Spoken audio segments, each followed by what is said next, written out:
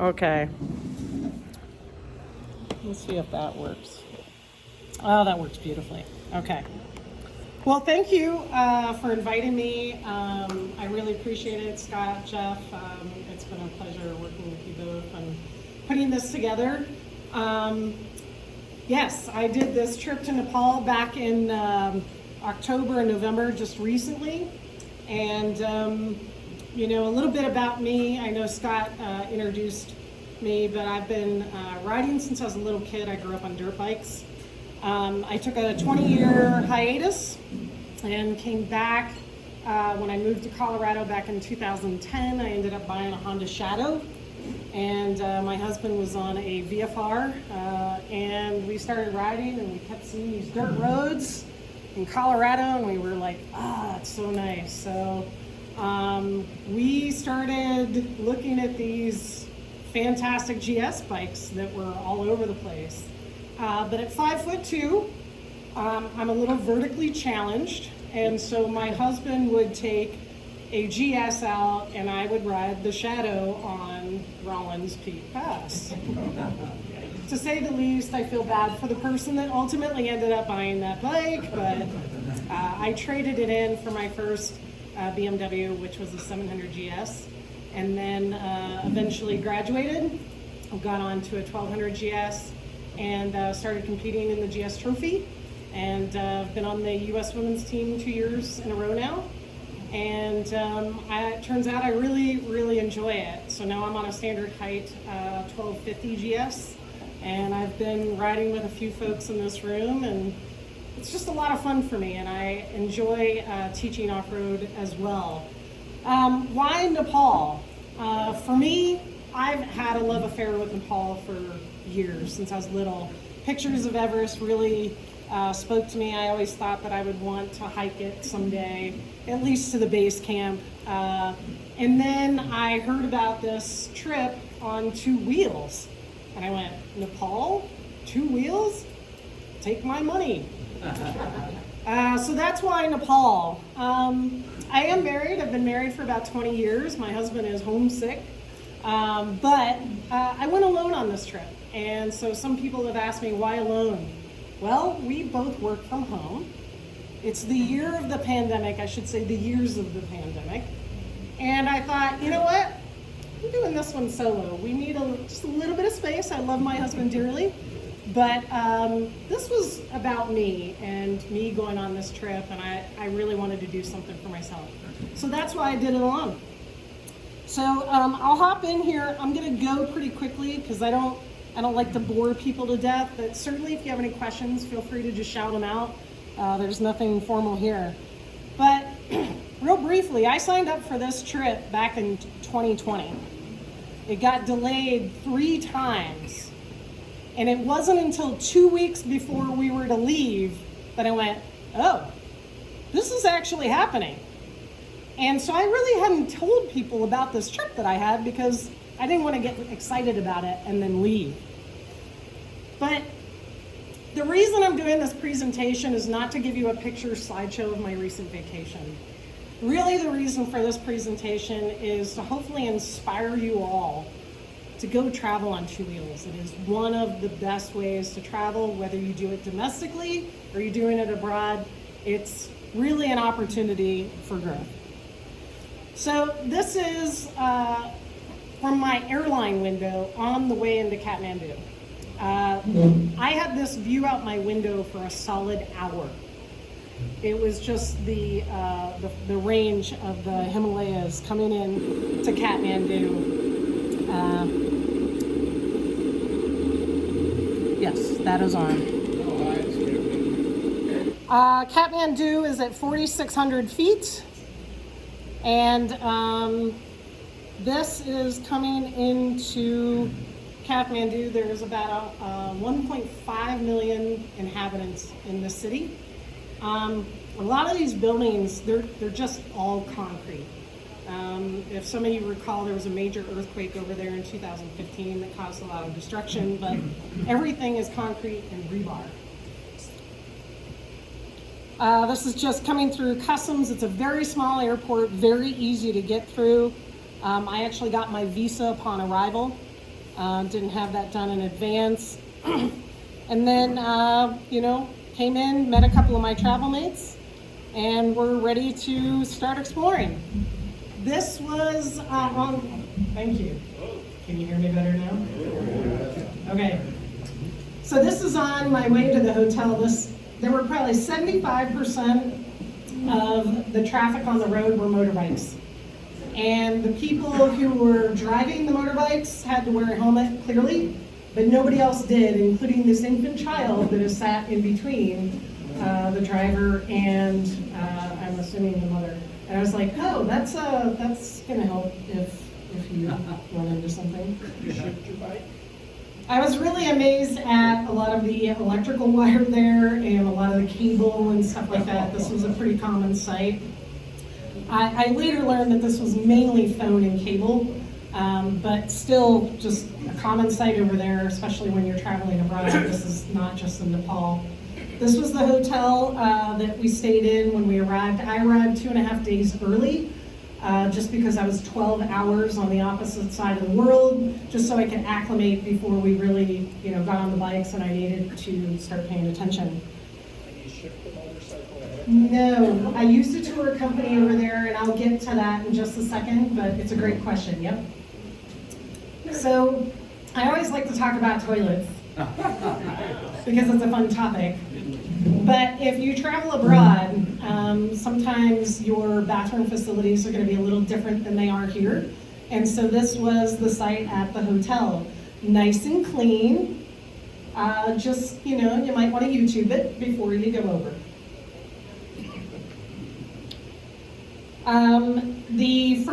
The second night that we were there, we did a little touring. We went up into this temple where we saw a ton of monkeys that were just out in the open, and we started to see these prayer flags that were very common in Nepal. And then we decided after this long day of walking around that we would take a cab ride home. And so this was, that's not playing. That's supposed to be something that's playing. Let's try that. There we go. So we were going to have to ride the motorcycles out of Kathmandu. And this is where I was starting to go, oh my gosh, what am I getting myself into? I'm on the other side of the road, on a motorcycle I'm not familiar with. And it just seems like no rules apply. There's no stoplights or anything. So I knew it was going to get interesting, and I was a little nervous about it. The following day was a full day. We were going to go do what I had dreamed of as a child, and that was to go see Everest. So this is Everest there from our sightseeing airplane, and it was really breathtaking. It was about a 45-minute flight and well worth the extra money. When we got back that night, our bikes had arrived. Our tour company had delivered them to our hotel, and they were all Royal Enfield Himalayans. So we got them set up for us, and we had support vehicles, so I just equipped mine with a tail bag to carry some things. But these were our bikes for the next couple of weeks. So I love this saying because this is definitely why I work, is so I can go play. And I came back certainly with my soul filled. This is the group that I traveled with. So I did use a guide, a gentleman by the name of Brett Tax. If you've ever watched YouTube videos on riding, adventure style riding, you've probably come across Brett Tax's video. He arranged this. This was his first tour. He's done a ton of training over the years. He's never run a tour. And he teamed up with a local guide and their crew. So we called this the Canary Crew because I like to take ownership of this. My husband and I like to use this term whenever we're going out on the trail. Whoever's first is the canary. And we're on comms, and usually it's, don't come down here. So we ended up calling this the Canary Tour because this was Brett's first tour. But this is our group here. We had Brett Tax and Christina Tax. We had George Carl. Some of you, if you're on social media, he seems to be on there a lot. He's on the BMW groups. We had the Scots, Martin and Morag, they were a ton of fun. The Canadian Phil, the German Christian, Mike from Oregon, and then our local guide, Vishu, and his entire family. Now, typically, he would run tours with a couple of guys with him, but they had not worked in 2 years. And he couldn't very well pick 2 members of his family. He needed to bring the whole crew. So we were very well supported with a mechanic and a chef. This is honestly what really sold me on this tour, is I knew that I would not starve and my bike would work. And then there's me. So this was the planned route. We were gonna fly into Kathmandu, team up there, and then fly over to Chitwan to pick up the bikes. The problem was 2 weeks earlier, they had the monsoons, and it destroyed a bunch of the roads. And so we went, plan B, the bikes will come to us and we're gonna ride out of Kathmandu. So in short, most of this changed, which is part of what you need to know about an adventure. It's never gonna go as planned. So this was our support vehicles. We had a Range Rover type vehicle, and we had, I just call this a Unimog because that's what it more closely resembles. But we had all of our tents, kitchens, everything in there, and you'll see some of the setup. So we were very well supported. This is at 5:30 a.m., the day of departure. Very sunny, very light there, but we wanted to beat the traffic. So I'm pretty excited, as you can see. The jet lag on the way there wasn't too bad. It's the same as when I travel to Europe. I always seem to do pretty well going. It's when I come back that I'm just destroyed for a couple of weeks. But it wasn't too bad. I seem to adjust pretty quickly. So that was, we had the buddy system to leave town. We all teamed up. So like a smart person would do, I teamed up with the Scot who was at least used to riding on the other side of the road. This was our first stop, about an hour outside of Kathmandu. This was a gas station. This was the bathroom there. Not quite as luxurious as the hotel, but it's really not that bad. This is a fun video of riding out of town. There are no rules. Oh, it gets better.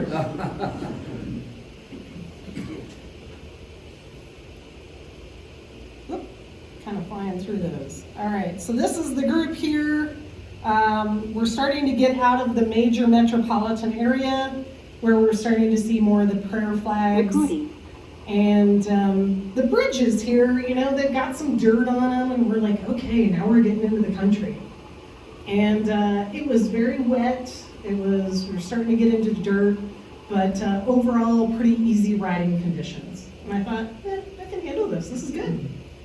Do you have prayer flags on the We did. Morag, our Scot, she got us all prayer flags for good luck, and had all of us on our bikes had prayer flags, so that was pretty cool. And of course, I brought that home, and that is now prominently displayed. They're very dirty. So it's interesting to note that Kathmandu is actually on the same parallel as Miami. So it was very hot and humid. So we would be able to stop and just grab a snack. We'd get fresh bananas, and but it was humid. It was hot, humid, and sticky. So this is coming into one of the first campsites. We're gonna get to go through a little sand here. And this used to be a soccer field. 2 weeks earlier it was a soccer field, but because of the monsoons and the river that parallels it, it took all the grass out and everything. But it was a really nice flat area for us to camp on. And this was a typical setup. We would arrive and our tents would be set up, and there was a kitchen tent, and it was lovely. It's a really fantastic way to travel. My husband is now, I'm gonna be like, hey, set up the kitchen and the tent, please. We're clamping. This was glamping for sure. The German really like to not wear pants. Christian hates the fact that I got this picture, because of course I shared it with the group, and I was just like, well, I mean, you didn't like to wear pants. And he's like, well, yeah, but there's less, you know, it's more comfortable. So at like 5 o'clock on the days that we would get in early, and they were pretty relaxed days, we would have digestives and some tea in the afternoon as we were getting settled in. In the evening, our chef and his folks would set up our dinner, and a couple nights a week we would have traditional dal, which is very Indian and Nepalese type food. If any of you have been to Sherpa House in Boulder, it's one of the best Nepalese restaurants. This is in the morning, so I'm a very early riser. I brought Starbucks Vias, and I'm real happy I did because they're tea drinkers there. I need my coffee to function in the morning, so I brought a cup and I brought a lot of Vias, and all I needed to go to the chef and go, hot water, and he understood that, and I would get my hot water, and I was very happy the whole time because of that. So now we're starting to get into the countryside and seeing a little more of Nepal. This is an interesting picture. I took this with my helmet camera, and for about 20 minutes we're going up hills and stuff, and I don't realize it, and then all of a sudden I double take, and I realize those aren't clouds that I'm looking at out in the distance. It's the Himalayas.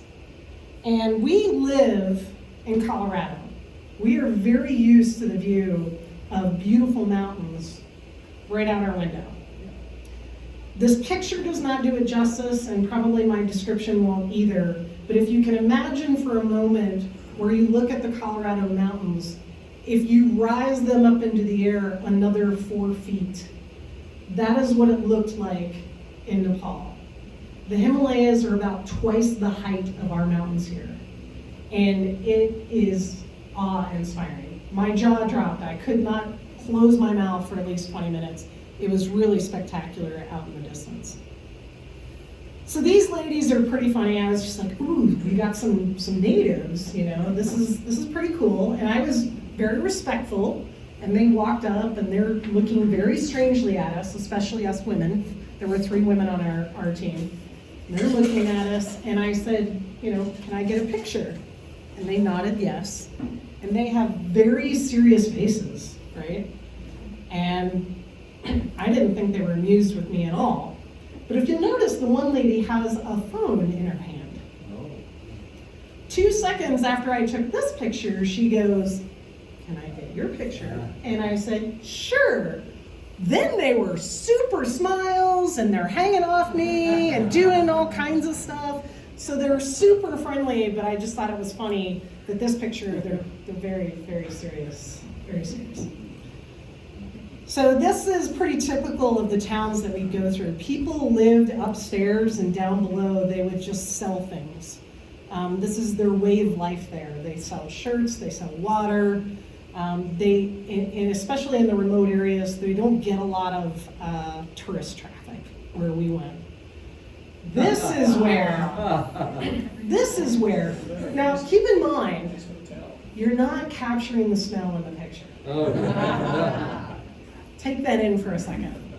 So for a woman, we have to, you know, get over, and then we get to descend down into the thick of the smell. Yeah, it's real bad. So this is the point where I went, I wonder if it's acceptable for me to go outside. Because I live in the mountains, I camp a lot, I'm fine going out in the woods. This is awful. So after that, I just went outside. There we go. So this is where things get interesting. I had no idea we were going to hit the amount of mud and whatnot. And this is where I started bringing up sweep a little bit on this trip, because I'm a bit of a mother hen on rides. But Raj there is our mechanic. He's always last. And Christian just came over and said, hey, when you get across the bridge, go left. Okay. So now I'm going over my first pedestrian bridge, but the bikes go across it, with wet, muddy tires. And I'm going, okay, this is fine. And then you get across the bridge and you go, oh, we're not done. Going left is up single track, and this is far steeper than what it looks like in the video.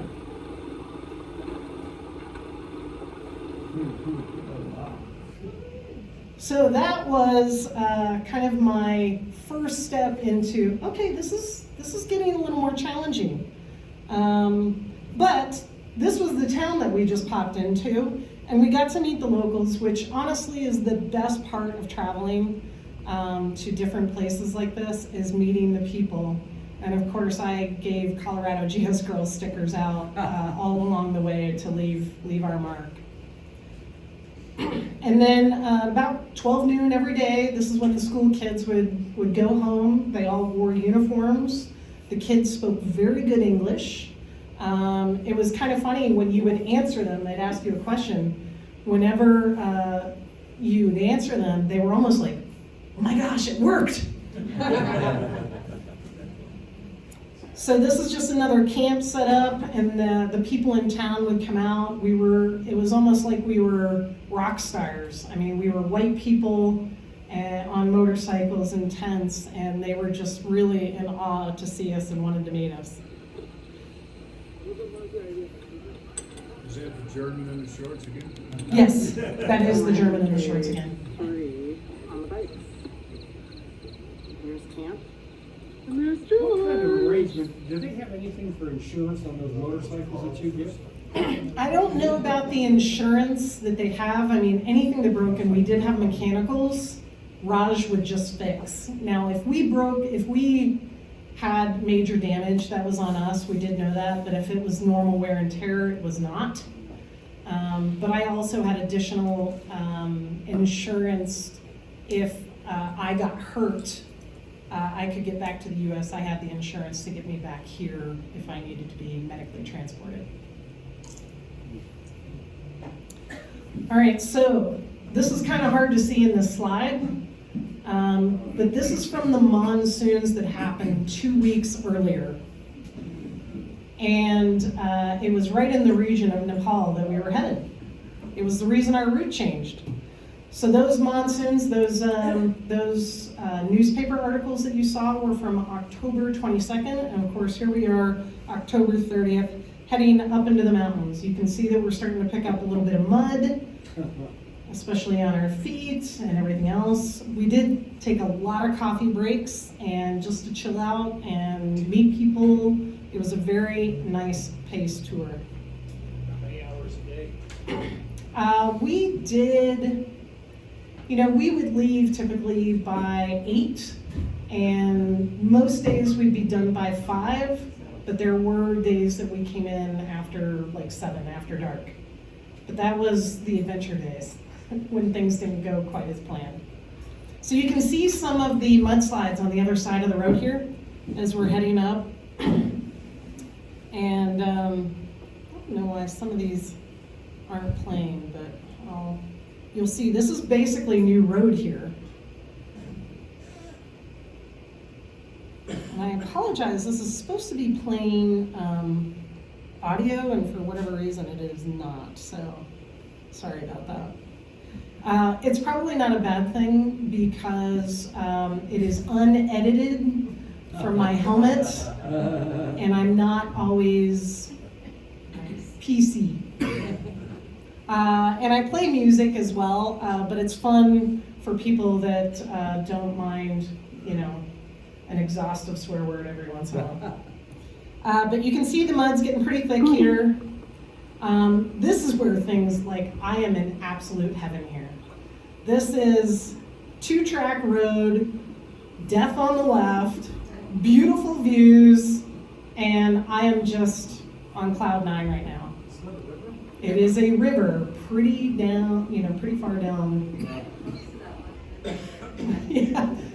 My mom was just like, "Why are you riding in the left lane?" I'm like, "Well, it's left, keep left, ride left there." So you can hear, yeah, this is me swearing over this, you can hear this. Fucking incredible. So, Nepal on 2-track. On a beautiful, bloody hot day. But I'm on a fucking motorbike in Nepal. Shit doesn't get any better than this. so I would listen to music, but that particular day I was so happy It was a beautiful day. Just wanted to capture that moment so I could play it back and remember that.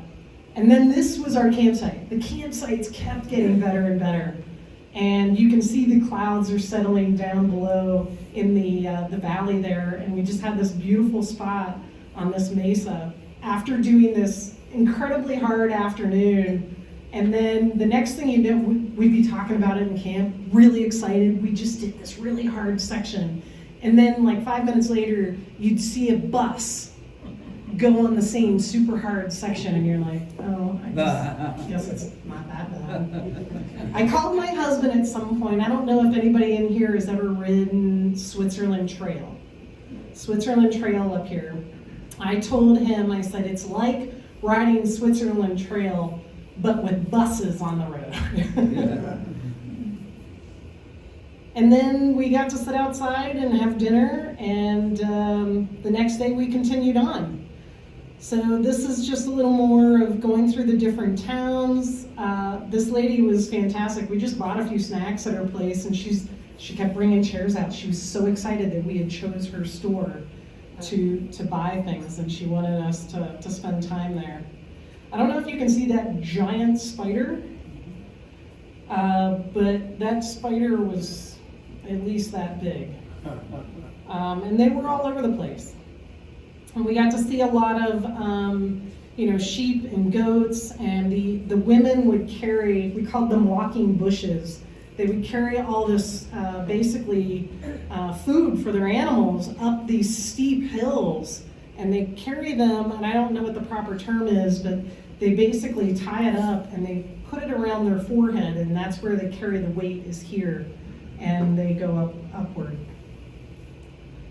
And some of the beautiful flowers and stuff. We saw a lot of waterfalls, and now we're getting more into higher terrain. You can see the road is fresher. Obviously they had some damage from those monsoons, so now we're on some more fresh dirt that literally was just cleared out probably 2 weeks earlier. But it was really beautiful scenery. We were very fortunate with the weather. But these are some of the shots that Brett took. This one here is another great one of Martin and Morag. And then this section here, they were still building the road. So we were stuck here for about 45 minutes. And then we got through a very soft section. I'm sorry, I know I'm walking you guys a little bit, but we got through a very soft section here, and then we had to wait again. And as you go down a little bit further, we were cleared again, and this was the last section we were waiting on because they were still building the road. And all I could think was like, please don't swing that thing around and just pop me right over the edge. But he's working, so, and then you have to get around the dump truck that's taking all the stuff out. So it was interesting. How'd your sag wagon get by? We never saw our support vehicles during the day. How they got to Magic. the end location, we never knew, but they always did make it. Tough cows. They did everything. The only thing that we had to set up in camp, we had to bring our own sleeping gear. So I have a collapsible cot system that I usually use here in the States. It's a real low collapsible cot, and then a sleeping pad and my sleeping bag. But everything else was supplied, the tent and everything. I love this thing because a lot of people that followed me on social media saw the next few pictures, and this is where they went, nope, not going. And quite frankly, if I would have seen it before I went, I probably would have been, nope, not going. They started taking us on single track, and I was like, wow, they didn't really vet me at all for this. Like, how are the other people gonna do? And we started going down some single track, and that's a pretty steep drop off that goes pretty far down. But then we come around the corner, Uh-oh. and then there's that. And I'm like, surely they can't be No way. thinking that they're gonna put us over that. But they were. So this is from my helmet cam. This little kid here on the bike had about 5 minutes earlier chased one of my travel mates down the bridge. And I'm sitting there thinking, if he comes after me, I'm gonna stop the bike and turn around and I will stab him. He can't, do not follow me, I will freak out. But Raj, our mechanic, had it under control. He had a conversation with them and just said, do not follow these people. They're very dangerous.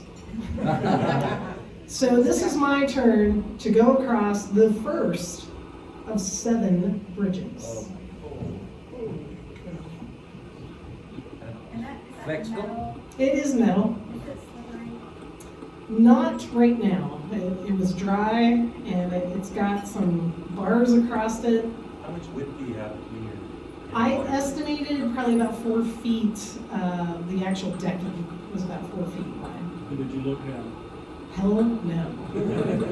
In fact, right about on the way down, I'm like, I can ride in a straight line. I can ride in a straight line. I ride in a straight line all the time. I just need to look where I'm going, where I'm going, where I'm going. And then my vision started opening up. And then I'd be like, nope, bring it back in. Just need to go right here, don't look around. And at some point at the bottom, you have to start adding power. Yeah. And that was real difficult for me to move because I was like frozen in fear. So just that little bit was scary. So this is interesting. I didn't know what was going on in my helmet. I didn't listen to this until I got home like 3 weeks later. So here's what I said at the end. And I hope I don't offend anyone. Fuck. Yeah, that was my only exhaustive swear word at the end of that. Did the bridge sway a lot? So you didn't feel it on the motorcycle. If you walked on it, it didn't really sway at all, but it would bounce. But you wouldn't feel that on the motorcycle. It was worse to walk than it was to ride, to tell you the truth. So the sideways was braced up. It was braced, yep.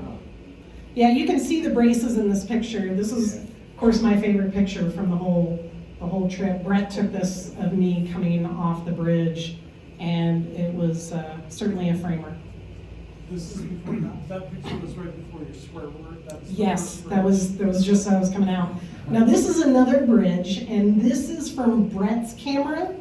And the reason I like this is I quit taking video because we kept going to bridges, and I'm like, another one? Didn't we just come from that side of the hill? Like I was like really jammed up, so I quit taking video. But Brett was take video. We would have to pass people on these bridges. So this is Brett's video, but of passing people, what we would have to do. And you can see how deep these ravines are in his video a little better. Way too long. It was very, very long. It felt like 8 miles. It was first gear. It was very slow. If I had to guess, probably 10 to 15 miles an hour, maybe. Not very wide to pass.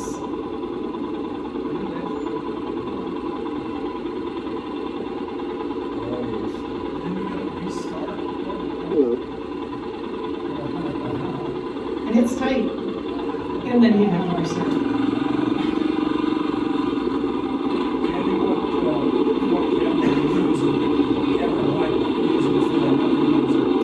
The camera in this was the Senate, the 10C Pro that I have on my helmet. And the Scots never stopped and peed in the middle of the bridge. Not that I saw. I was, in the back swearing like another bridge. So there's 2 bridges in this picture, and this is towards the end of our 7-bridge day. And it was exhilarating and nerve-wracking. I was pretty spent. And then we had to go up this muddy hill to get out. And then we finally made it to camp, which was just another breathtaking area that they had set us up. We actually had monkeys at this campsite, which they're kind of like raccoons. You know, they're not mean, but they will steal your stuff. And that's me in Vishu, overlooking the ridge, and just beautiful scenery around us. George, one of my travel mates, he has a bad back from a previous accident, and at some point the terrain was getting to him. And so this was how they would haul a bike around, and 5 guys would just lift it up in the Unimog, and then they would string it up like that. And then we had our bike mechanic that would, you know, fix, we had one of our rear hubs seize up, and he just had to repack the bearing. But they did a remarkable job of keeping the bikes in great shape for the trip. So this is when we began heading up into the Mustang region. So until 1992, this area was not open to Westerners. They just opened this area of Nepal, and a little further up this road, the road ended, and it was only accessible by trail, and that road had been built in the last 5 years. So we were in a very remote part of Nepal with some pretty new roads, and now you can start to see some of the higher Himalayas. But again, a lot of rock slides and things that we rode through that look like new road. Now I'm starting to listen to a little reggae. A little bit of everything on this. What elevation are you at now? If I had to guess, we were probably at about 7,500 here because our camp spot that night was at 9,000, 9,100, something like that. And I just got a fun shot of it. Like, this is one of the major waterfalls that we stopped at, and that's our crew coming around. And then you notice there used to be a bridge there. And so I came back, and when I was putting together this presentation, I thought, you know, I'm gonna go dig up some footage of that monsoon, you know, and maybe that would be interesting to see the monsoons, you know. And as I was looking, I realized, oh, that's from where we were at. So that clip that I showed you earlier from the monsoons, that was that raging waterfall that you just saw the video of. This picture here is one that Brett took as well, and I like to say that there were 2 encounters with death on this trip for me. One was the bridges. Was I really in peril? Probably not, but it sure felt like it. This was the other time, and it was because these are 1-lane roads and they still use them for buses and everything. And I didn't realize there was a bus coming around the corner, and I was next to Vishu, and he says, you have to get out of the way. And so I pulled up and I got over, and as I got over, I realized that as the bus comes around, I had no room. Like, I would just, basically, I would starve to death on the way down to the river below because it was so far away. But the bus, the suspensions were so bad that if they hit a pothole, the whole bus would, you know, sway this way or that. And I thought, if there's a pothole, they're just gonna boop, push me right over. And I thought, this is not a wise position to be in. But I was kind of stuck. And the bus had to come straight at me and was probably within 3 feet before it could start its turn because of the rock wall on the other side. So there really wasn't anything they could do. I don't have reverse, and they weren't gonna turn around. So I lived, and I'm here to tell the story. A lot of creek crossings. We did a lot of creek crossings. Some of them were deeper. This is one of the deeper ones here, right up there is where I got the deepest. Yeah, left is good. Okay. Now watch, no offense, but watch the guys.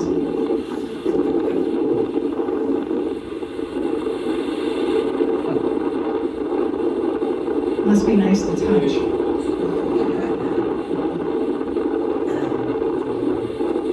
And then this is the German. Hold on.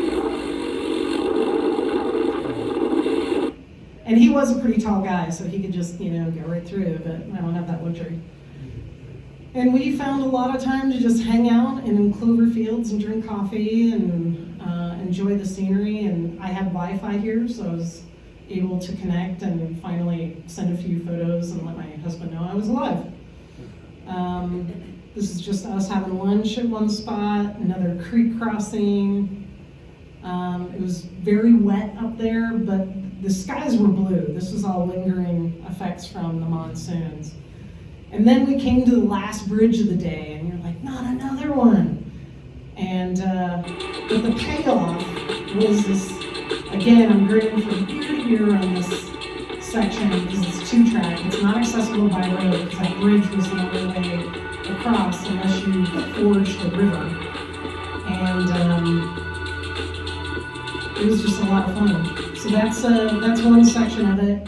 And then this is towards the end of it. Vishu's about to cross this bridge with these boards, and when he rides across, they kind of dip in. And it feels real squirrely. That's Squirrelsville, man. So there we're on single track for the rest of the way, and we end up at this farm where they start unloading our bags. And this farm was really spectacular. So we spent 3 nights at the farm, once on the way up, and then on the way back, we had one off day on this expedition that we did, and we spent it here. This is at 9,100 feet. Well, you can't see the mountains in the background, but there's some mountains up there.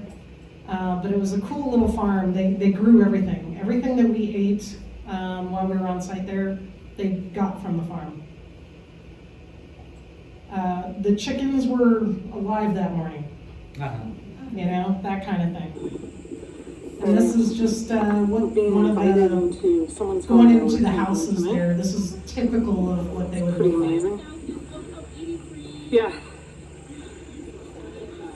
You just climb up that ladder and hang out at the lookout where Christina's at. Hi, Christina. Hi. So Christina had a real tough time doing the Oh, we bridges get to that play the day. song for you. She was real jammed up about it, and she walked most of the bridges until that very last one. And she ended up riding that bridge, and she was so excited. And we were really excited for her because she had kind of overcome her fear, the same fear that I had as well. I just, buried it deep down inside. But there was a song that my husband and I play this for very epic situations, and we reserve it just for that situation. And I had played it on the other side of the bridge for my other travel mates on those first bridges. Well, Christina, feeling pretty down, she, didn't do the bridges until now. And she's like, I did the bridge. And I was like, oh, we get to play the song for you. So we look around a little bit, took in the scenery. There's some beautiful mountains out there. But this, coming up here, is the song. And again, my apologies if I offend anyone, but this is what epic songs sound like. When I bow down to you, so grateful to the gods for making you. You fucking did it. You really did it, yeah. You fucking did it. You fucking did it. Anyways, that's my, we did it song. Well done. So, Christina got the We Did It song. Inside, of course, being at this elevation in November now, we're starting to get pretty cold in the evenings. And they would bring in these little coal chimney fires. They didn't have fireplaces inside. This would be their heat that they would bring in. And there was a little farm cat that would come in and hang out. Vishu, our guide, who has also climbed Everest, he used to be a Sherpa, he did a lot of these things, he's very seasoned. Vishu was very strict, because he was the one that would go get us alcohol if we needed it. I like to have a beer or two. But it was funny, when we got up to the farm, he's like, no more beer, no more beer. We're very high up, you need to stay hydrated. I'm like, Vishu, I get it. That's smart, right? I'm from Colorado, man. I can handle this. So in the evening, he sneaks me a beer and he's like, for you, you can have one. But I had to grab this picture because it's really funny. None of the beer was spectacular. It was underwhelming. But I thought their naming was fantastic, because it's like, what should we call our beer? Ooh, Gold. Okay, Gold sounds good. Okay, how about Gold 500? Nope, not good enough. How about Gold 5,000? So that's what we imagine happened in the marketing meeting for this beer. So this is in the middle of the night, the clouds clear out, and I see this behemoth of a mountain out in the distance. Again, imagine seeing our mountains twice as high. That's what I could see in the background. And so I would get up and enjoy the coffee and enjoy this view. And Vishu was not as clear as he should have been, because it wasn't until I got home and I started putting the presentation together to realize the mountain that we were staring at was called Dhaulagiri. It is the world's 7th highest peak that we were sitting there looking at, and that is right outside my tent. It was really, really breathtaking. So now we're getting into the area where the road was just opened in 2015-16, into the Upper Mustang region. You can see some tall peaks up there in the distance. And then this is entering the town of Marfa. They built the road. When they built the road, they went outside of town, but they kept this road, the trail, if you will, intact for hikers, horses, and everything else. But I'm going to play this short clip for you because it's pretty fun to see what we got to ride because we were on motorbikes.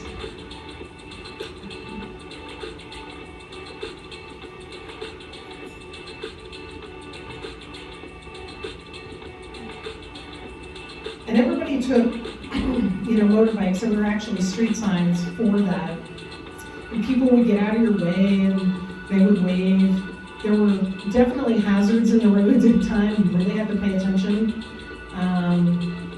The roofs there were really fascinating to me. They used like shrub brush and wood, and they would stack it up real high on the woods, and that's how they would insulate and get protection from the elements. Yeah, from our support, they would fill us up each morning. They were carrying it in the truck when we didn't have access to gas stations. Yep. There were 10 bikes total.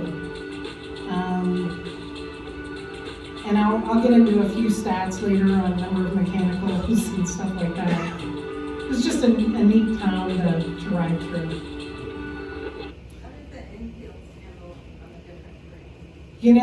That's an excellent question. So she was asking how the Enfields did on this. Initially when I signed up for this tour, the GS was an option. I think it was the 700. And I had signed up for that because I love that bike. In hindsight, so that company dissolved before we got over there. The only option we had was the Himalayan. In hindsight, the Himalayan was the best bike for this mission. It tractors really well. If you are familiar with the KLR, it's like a KLR. It doesn't go fast very well, but that's why I called this Nepal in second gear. We barely got out of second gear, and that bike is perfect for that terrain. It's got a 21-inch front wheel, so it actually just eats through the garbage pretty well. Tractors pretty well. It's a little lower center of gravity. So the bike was perfect for that. Would I want to own one here? Absolutely not. But there it was perfect. How many cc? Just under 500, yeah. I think they are 411. How much did they weigh? That's a good question. I should brush up on that. 130 kilos. I did not have to pick one up, thankfully. Yeah. I did not drop my bike at all. Look it up on your phone. The boys all did, and I helped them pick their bikes up. It always makes me feel a little better.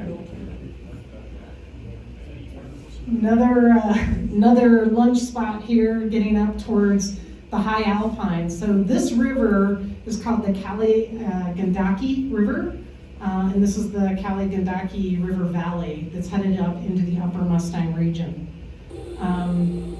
the monsoons have taken out more bridges. That's a culvert up ahead that we had to ride over. It proved to be a little challenging for us while they were rebuilding the bridges. So we had some interesting challenges that we all helped each other through. We had a great group, which makes the whole difference. Who you're traveling with and their attitude makes more difference than anybody's skill level. I'll talk about that in just a second, another few minutes. But now we're getting into the desert landscape, high up into the Himalayas, where they're only averaging about 4 inches of rain per year up in this part. Back to more reggae, but I'm having a good old time. What's your altitude? This, we got up probably about here, we're at 13,000 feet. Were they able to educate you on what you were seeing at all as guides? I mean, you didn't have any comms, so would they maybe tell you at night, or hey, here's what we're gonna drive through today, or anything? No, in fact, I don't even think they knew because so many roads were out. I think that they would send somebody ahead and then they would, talk and go, don't go this way, go that way. So it was kind of made up as you went, but they did an excellent job of making sure we didn't know that they were making it up as they went along. It seemed very seamless to us. But it was surprising the level of difficulty of some of the routes. I was surprised that we weren't made aware of that, and I think that's probably why. But quite frankly, I don't think it would have mattered. I think people would have probably got jammed up in their own head about it versus, oh, here we are, we'll get ourselves through and we'll help each other out, was the attitude. So this was our stop.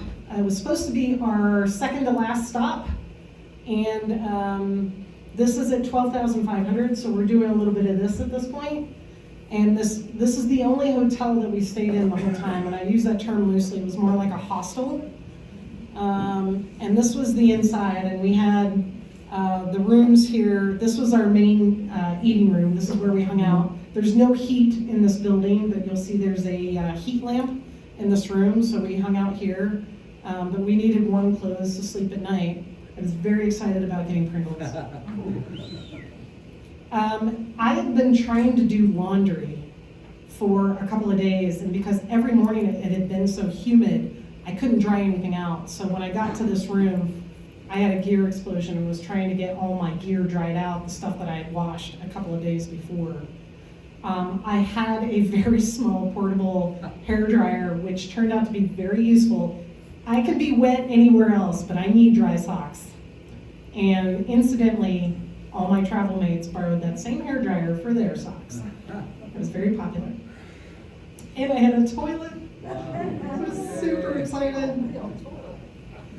Was that also a shower up in the wall? Yeah, so there's a shower up on the wall. It's kind of the modern day, the wet bathroom. So that's kind of what it was. That shower head did not work. I still had to stick my head under a faucet near the bucket there. So I was just happy to have an actual shower. So I was not complaining. Is that hot water? Yes, but not everybody did. So I was pretty happy. Oh, it was that night. I didn't even wait until morning. I couldn't wait to get a shower. Was it cold? It was cold up there. It was very cold up there. In fact, the laundry that I took outside before I went to bed had frozen. Oh. Yeah, so it was very cold at night.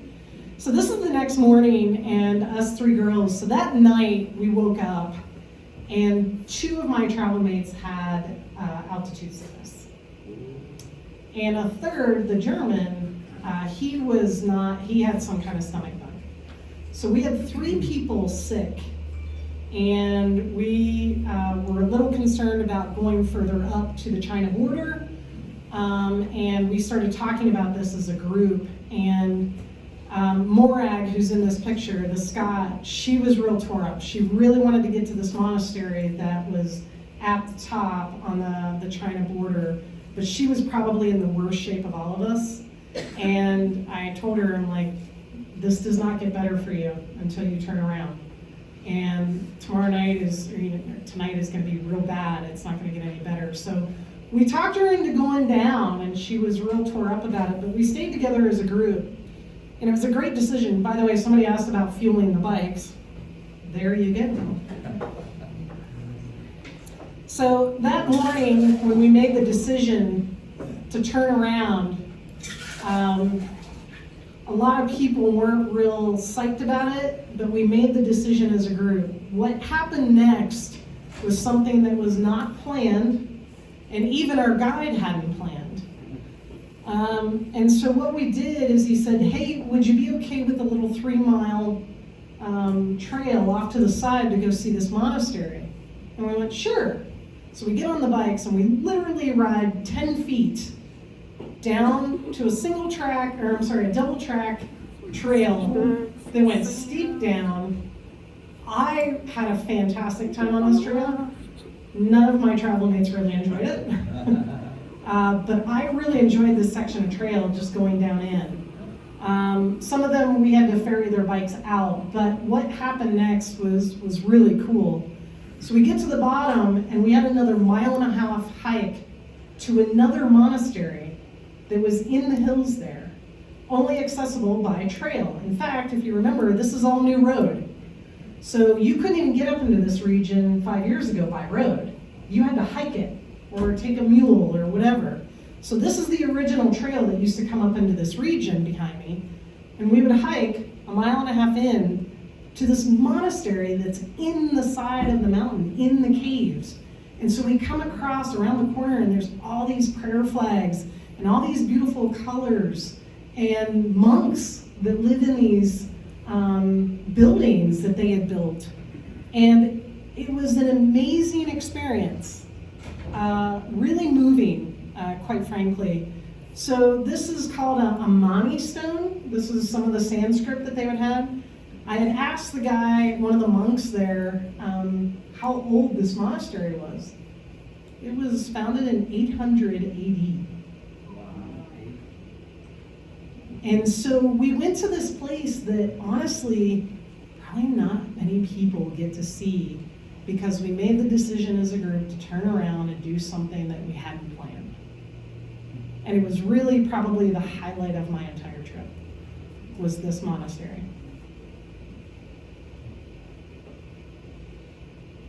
And of course, the happiest dog that I saw on the entire trip lived at the monastery. And then they gave us tea. So then we hopped back on the bikes, started heading down the hill. This is a sign that Vishu decided that he wanted to point out. Candy, come here, look at this, look. And I said, Vishu, I retrain all the time from drinking. I can't help their spelling. I retrain all the time. I'm always training to drink. He's like, no, look. So this here, I don't have any video of this, but this is that same river crossing that I did before flawlessly. Well, I hit a rock on this one. My head and eyes are exactly where they should be. So it wasn't that I wasn't, doing the right things, but my front wheel got turned and it was headed down to the little waterfall into the deeper section. And I went, oh crap. So I have some stills.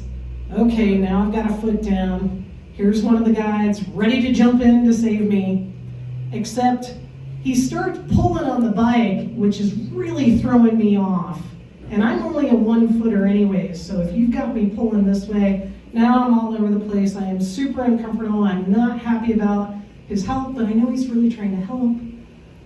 And so everybody jumps in because we just look like we're struggling now. So now I've got everybody's shoes are wet. Again, I did not drop my bike. Yeah, not with that one. But as it turns out, boots are not waterproof if water goes in up over the edge of them. Amazing. So we all emptied our boots out, and I was really happy about my hairdryer then too. But you can see we're back at the farm here, starting to head back down. This is breakfast in the morning, overlooking Dhaulagiri. And this was our off day, so we went fossil hunting in the river. It was really amazing. and got some other framers while I was there. That's my tent with my bike, and it was a great picture. So now we're heading down the hill, and the crew would give us marigold lays as good luck and good fortune.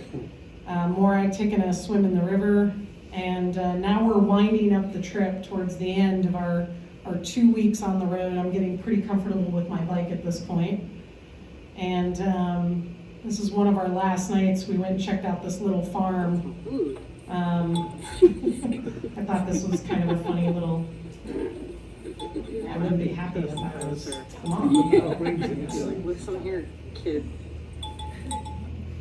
But he was pretty excited. Nice yak there. We did have some fires while we camped, not a ton.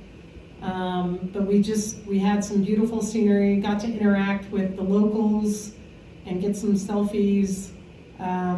Just the terrain was really spectacular. But again, my favorite parts were probably the monasteries and the interactions with the locals when we really got deep into the countryside. I thought this was a funny little contraption. They'll turn anything into a form of mobility. And so as we wrapped up the trip, of course, we're all safe and cozy here in our everyday lives, but sometimes it's good for us to get out of our comfort zone and get a shower. This was our hotel in Pokhara. It was luxury compared to the tent camping that we had. That looks like a fake view, but that is with my camera looking out of my hotel because it was just spectacular there. And of course, I did find some more Pringles with a classy martini, because I'm a classy gal. And this was the last night in Kathmandu with Martin and Morag before flying out the next day and heading home. So, I'm excited. Several of my Colorado GS girls are here. And these are some of the stats on the trip. You can read through some of those, but I love this trip so much, and apparently the crew really liked me that they invited me back in 2022 because they said, man, it was so much fun having you along. And because I kept saying, I'm a Colorado GS girl, we're all like this. We've got this great sense of adventure and this great attitude.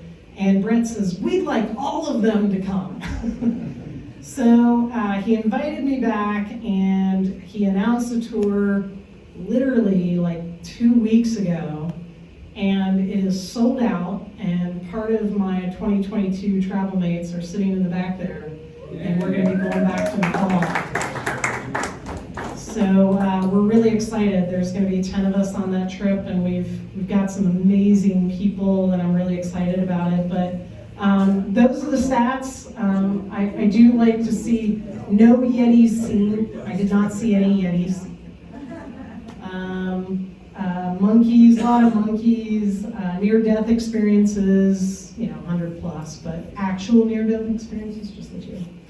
So, anyways, any questions or anything? Hopefully, I didn't bore you guys too much. What did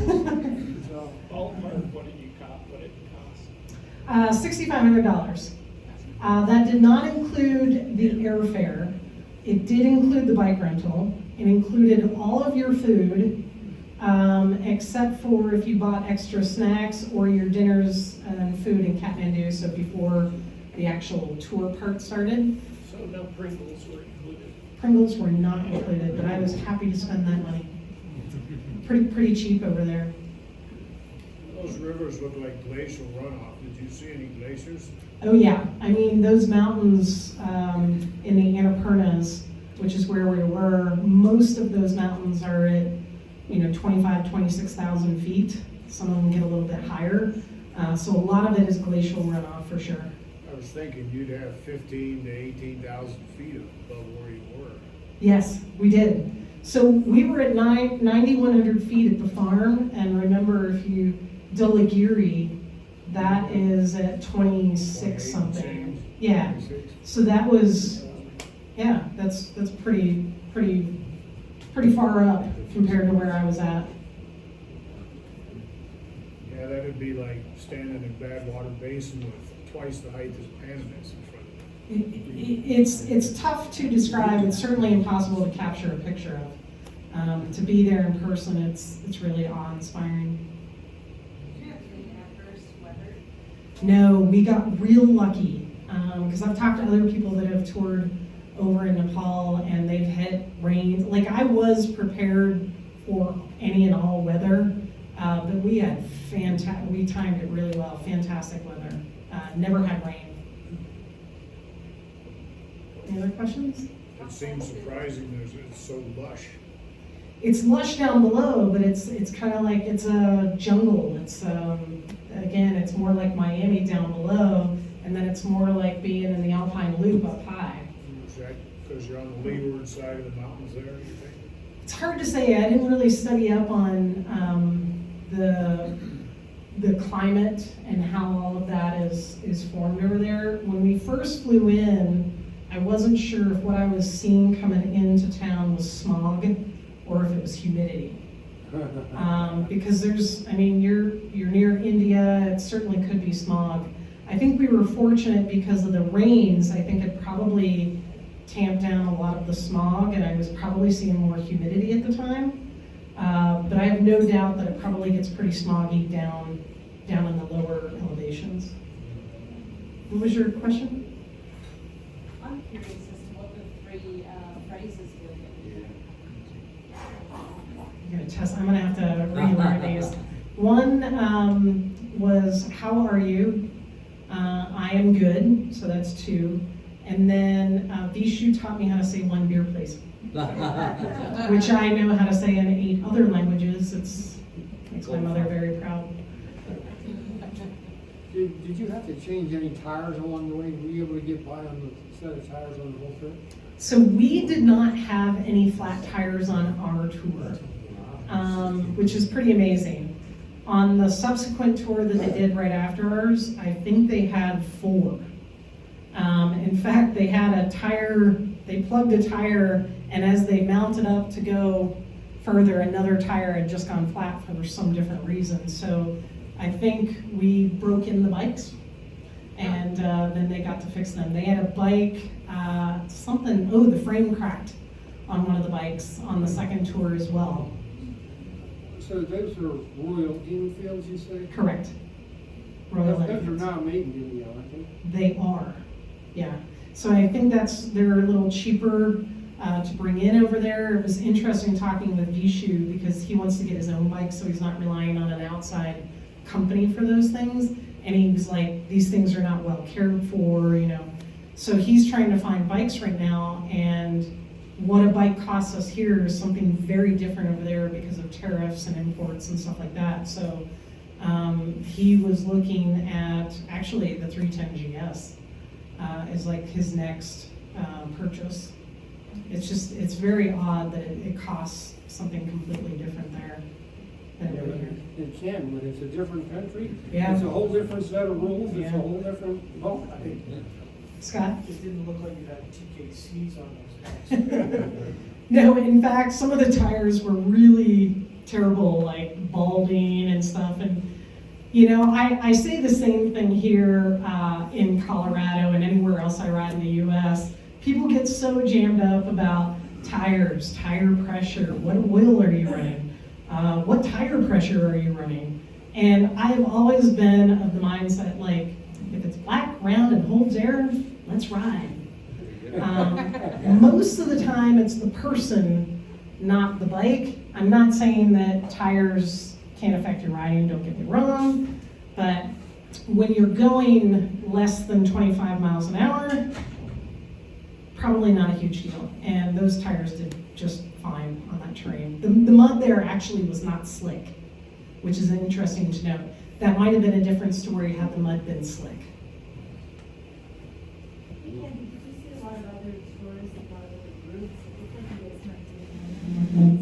There were not a lot of tourists in that region. That's why we felt kind of like rock stars up there, because maybe it's just been the last 2 years, and that might be different this year going back. Maybe things are spooling back up, but we were like one of the first tour groups that were starting to come back into that region. And they welcomed us because, you know, tourism is probably a huge part of their economy. Anything else? No injuries? No injuries. Oh, wow. Yeah, I was very nervous going into some of those days going, okay, what's the skill level of our people? Because again, I'm a bit of a mother hen. I ride sweep a lot on my rides, and I'm always monitoring who's tired. I was paying attention if somebody took muscle relaxers.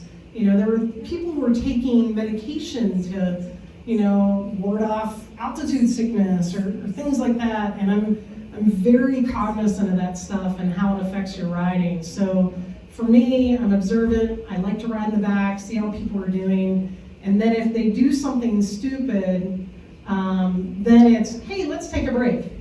Let's eat some food. Here's, you know, let's just chill out for a little bit. So it's not that I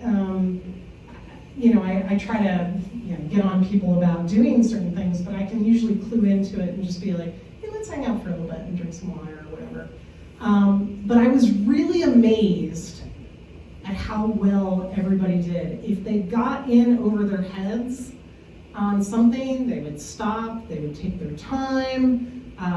Their attitude, again, was the best part, because I know George crashed at some point, and there was this little old lady that he had passed, like, you know, 5 minutes earlier, and he's laying there on his back, and this little old lady comes up and she goes, "Too fast."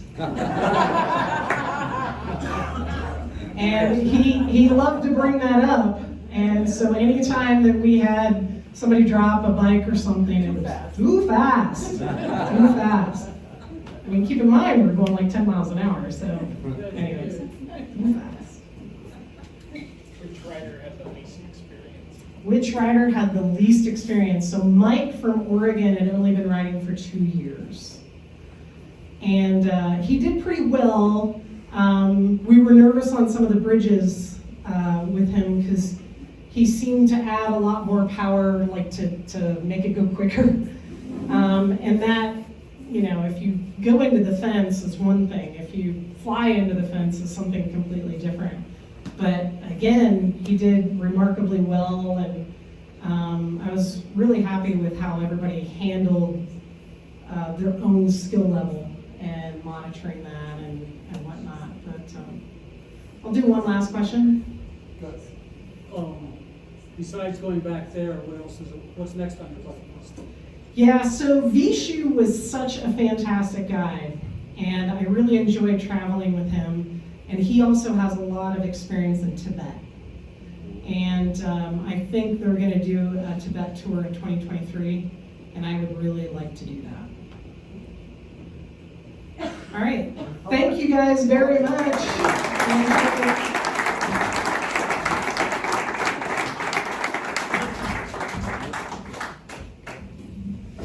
Thank you, Candy, very much. Thanks for the girls from the GS Club that came out to support her, and good luck to whichever ones of you that are going on the trip. I hope you have as much fun as she did. It looks like a blast. I wish I could join you guys next year, but I won't be able to.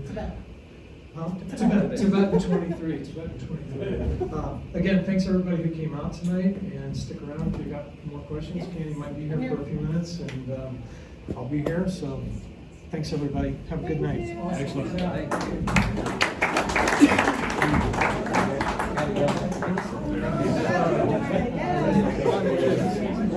Thank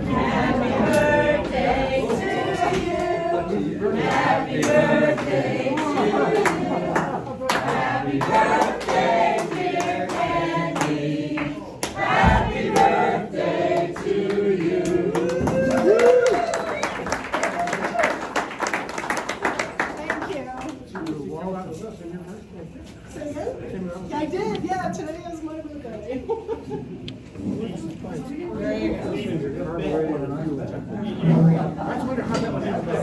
Candy, you want me to touch this? Yes, you can.